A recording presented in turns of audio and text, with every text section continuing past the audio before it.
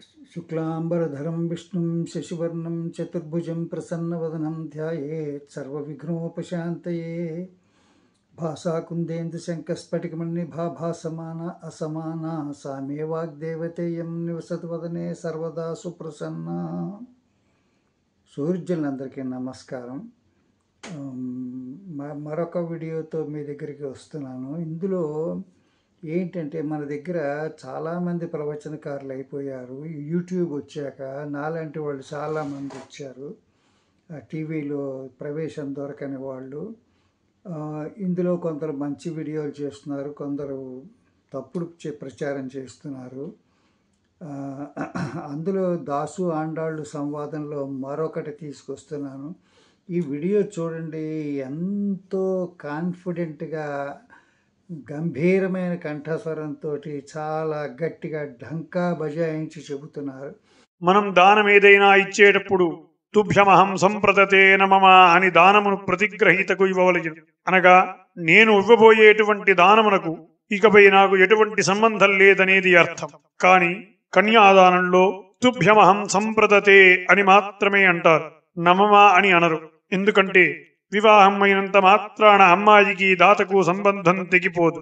ఇంకా పౌత్ర ప్రపౌత్ర సంబంధాలు కలిగి ఉంటారు. అందుకే ఒక్క కన్యాదానంలోనే నమమ అని అనరు. ఇటువంటి వారు చాలామంది ఎక్కువయ్యారు. వాళ్ళకి ఎటువంటి ప్రమాణము ఉండదు. ప్రమాణం లేకుండా మాట్లాడేస్తూ ఉంటారు. మాట్లాడిన దానికి ప్రమాణం చూపించరు. అయినా కానీ వాడు చెప్పారు కాబట్టి నమ్మాలి అన్నట్టుగా ఉంటుంది వాళ్ళ తీరు. ఇప్పుడు చూడండి, కన్యాదానం చేసేటప్పుడు నా మమ అనరు అంటున్నాడు. కన్యాదానం చేసేటప్పుడు నా మమ అనకపోతే ఎలా అవుతుంది? అయినా నా మాట మీరు నమ్మవలసిన పని లేదు. నేను ఎప్పుడు ప్రమాణం చూపెట్టే మాట్లాడతాను. దీనితో పాటు యాజుషకార్త స్మార్తానుక్రమణిక అని ఒక గ్రంథం ఉంది. అందులో అన్ని కార్యక్రమాలు చేయించేటటువంటి విధానం సంస్కృతంలో రాసి ఉంటుంది. దాన్ని బట్టే మన పురోహితులందరూ కూడా యజుర్వేదాన్ని ఫాలో అయ్యే వాళ్ళందరూ కూడా, యజుర్వేదం అంటే ఆంధ్ర తెలంగాణలో చాలామంది యజుర్వేదం ఫాలో అవుతారు. కొందరు ఋగ్వేదం వారు ఉన్నారు, కానీ యజుర్వేదం వారు ఎక్కువ ఉన్నారు. అందరూ వాడేది యజుర్వేద స్మార్తానుక్రమణిక. అందులోంచి వివాహ పర్వంలోంచి, అంటే వివాహ ఘట్టం ఎలా చేయాలనే దాంట్లోంచి కన్యాదానం మంత్రం ఉంటుంది. అందులో ఇదం నా మమ అని ఉంటుంది. ఇదం అంటే ఇది నాది కాదు, ఇక్కడి నుంచి నాకు లేదు, ఇంకా ఇక్కడి నుంచి ఇది నాకు సంబంధం లేదు అని. అప్పుడే కన్యాదానం అవుతుంది.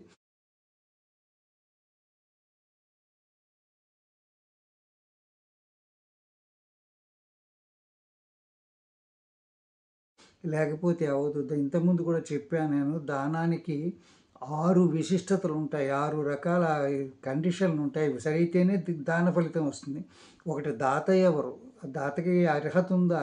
రెండోది పరిగ్రహీత, అంటే దానం తీసుకునేవాడు, అతనికి అర్హత ఉందా. అలాగే మూడోది దానం ఇచ్చేటువంటి వస్తువు కానీ కన్య కానీ వాళ్ళకి సరైనటువంటి కన్య అయినా సరైనటువంటి ఆ పెళ్లి కూతురైనా దాని మీద ఉంటుంది. నాలుగోది ఇచ్చే విధానం, ఎలా ఇస్తున్నాము అన్నది. అందులో నా మమ అనకపోతే దానం కాదు అది. అలాగే ఎక్కడ ఇస్తున్నాము, ప్రదేశము. మీరు తీర్థాల్లో ఇచ్చినటువంటి పుణ్యం వేరేగా ఉంటుంది, మామూలు ప్లేసులో ఇచ్చినటువంటి పుణ్యం వేరేగా ఉంటుంది. తప్పుడు ప్లేసుల్లో ఇచ్చిన దానికి పుణ్యం రాదు సరి కదా, పాపం వస్తుంది. అలాగే ఏ దేశంలో ఏ ప్రదేశంలో ఇస్తున్నాము, ఏ సమయంలో ఇస్తున్నాము. మీరు సంక్రమణ సమయంలో, గ్రహణ సమయము, తర్వాత మంచి ముహూర్తము, సుముహూర్తంలో ఇచ్చినది మంచి ఫలితాన్ని ఇస్తుంది. ఈయన గారు కన్యాదానానికి నమమ అని చెప్పేస్తున్నారు. ఇందులో నమమ అని ఖచ్చితంగా ఉంది. మీరు చూడండి, గ్రహించండి, తెలుసుకోండి. ఇటువంటి తప్పుడు ప్రచారాలు నమ్మకండి. శుభం భూయాత్. శంకరభరణం గారా, రండి రండి. ముఖ్యంగా మీలాంటి ఛాందసులు, నాలాంటి మేధావులు చేస్తున్న ఈ ప్రయోగాలు తప్పకుండా వింతీరాలి. అక్షరాల్ని నీ ఇష్టం వచ్చినట్టు విరిచేసి భావాన్ని నాశనం చేయడమేనటయ్యా ప్రయోగం. దాసు, ఆకలేసిన బాబు అమ్మ అని ఒకలా అంటాడు, ఎదురు దెబ్బ తగిలిన బిడ్డ అమ్మ అని మరొకలాగంటాడు, నిద్రలో ఉలిక్కిపిడి లేచిన పాపడు అమ్మ అని మరొక విధంగా అంటాడు. ఒక్కొక్క అనుభూతికి ఒక్కో నిర్దిష్టమైన నాదం ఉంది, శృతుంది, స్వరం ఉంది. ఆ కీర్తనలోని ప్రతి అక్షరం వెనుక ఆర్ద్రత నిండి ఉంది దాసు. తాదాత్మ్యం చెందిన ఒక మహామనిషి గుండె లోతుల్లోంచి తనకు తానే గంగాజలంలా పెళ్ళుబికిన గీతం అది, రాగం అది. మిడిమిడి జ్ఞానంతో ప్రయోగం పేరిట అమృతతుల్యమైన సంగీతాన్ని అపవిత్రం చేయకయ్యా. మన జాతి గర్వించదగ్గ ఉత్తమోత్తమైన సంగీతాన్ని అపభ్రంశం చేయకు.